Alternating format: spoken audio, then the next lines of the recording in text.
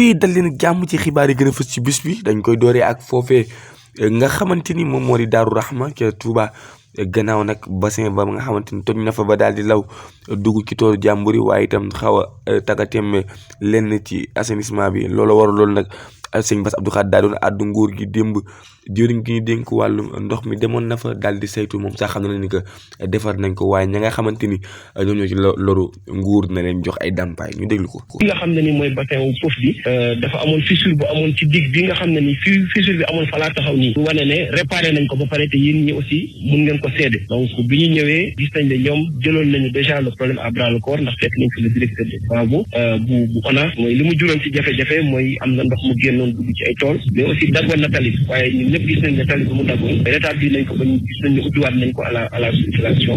wane rek ne li président sàkku ci ñun ñi nga xam ne ñu ngi ministres yi doon ay jëwriñam mais aussi sàkku ko ci services yi nga xam ne yëpp ñoom ñoo nekk ci suñu kilifteef mooy fu jafe-jafe am rek nañu jóg ci saase jug taxaw fexe ba saafara mu ci am ay accident nag day arrivé defoon ko moto pompe ci doole bi mu amoon créé ay fissure te ndox moom bu xasee am yoon rek après yoon boobu day gën a yaatu ko defee ñu dugg ci bassin bi di yàq te bi mu ñëwee gis na ne liggéey bi lañ ci doon xaar yëpp def nañ ko macha allah waaw impact yi dina am recensement boo xam ne dinañ ko def ministre des travaux si dara na suñu xel mais ñoom ONAS dinañ fekk disposition yi fexe ba ñi ñu recensé leen ak ñi nga xam ne sax ñoo fi nekk ñu mun leen identifier xam lan moo jëm ci ñoom ci wàllu ndàmpaay ñu xool aussi nuñ leen di gunge mais ñoom ñu comprendre que lii am moom situation bu exceptionnelle la boo xam ne tey c'est un accident lañ ko mën a tuddee lu xew la loo xam ne. ba tey ñu des ak yéen ci wàllu mbay nga xamante ni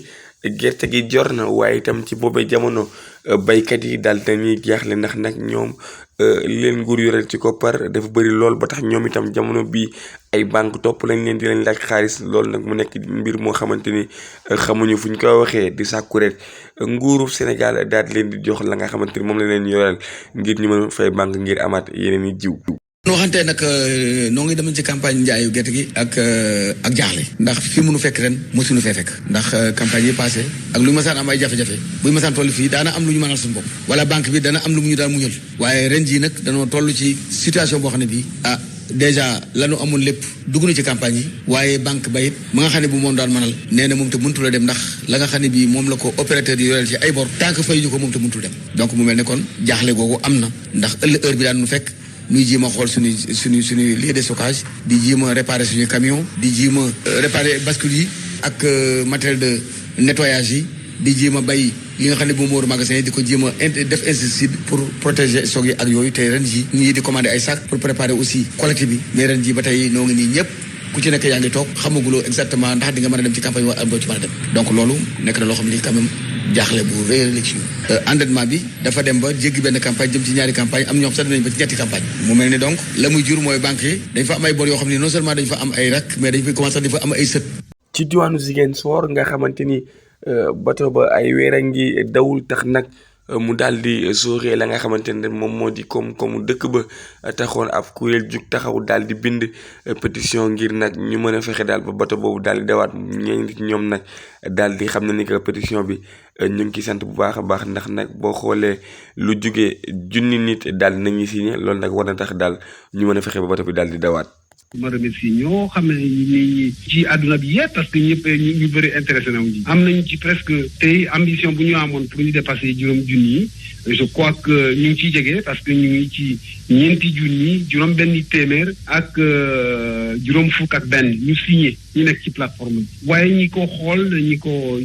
ñoo xamante ne gis nañu pétition bi ñu ngi toll presque 25 000 ñoo xamante ne dañ ko partagé ci réseaux sociaux yi ñu ngi presque 4000 ak ñoo xamante ne ñu parrainé c'est-à-dire ñoo xamante ne dañuy signé pétition ba pare ñu jox plateforme yi jumtukaay ay xaalis yoo xamante ne pour permettre ñu def seen liggéey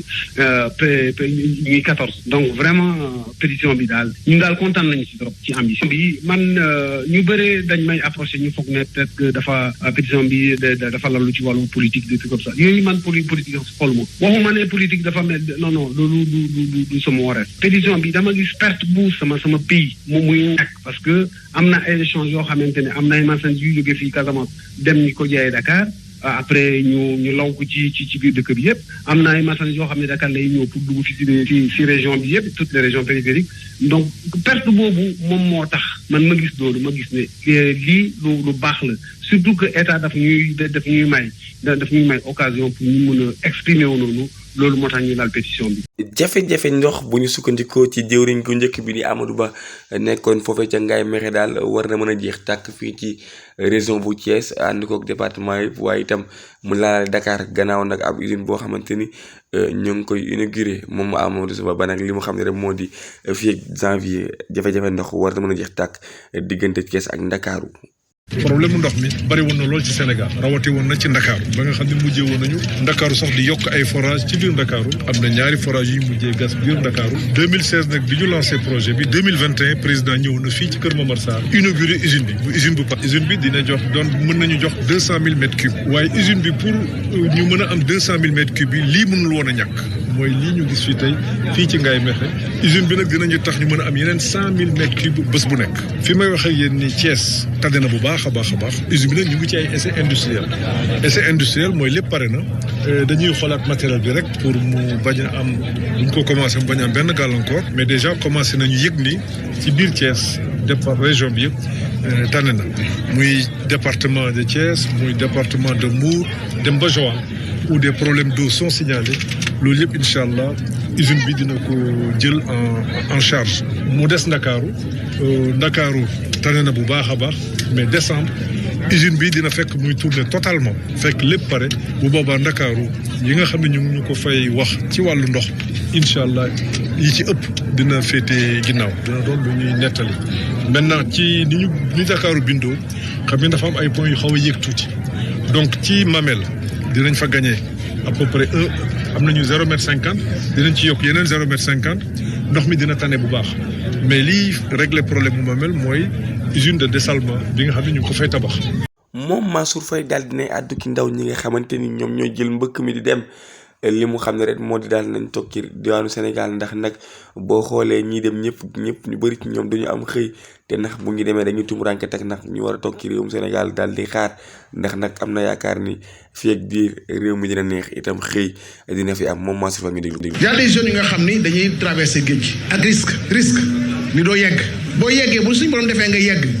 amul benn liggéey buñ la garantir nga liggéey am moo gën ngay nii damay dem ci géej gi parce que voilà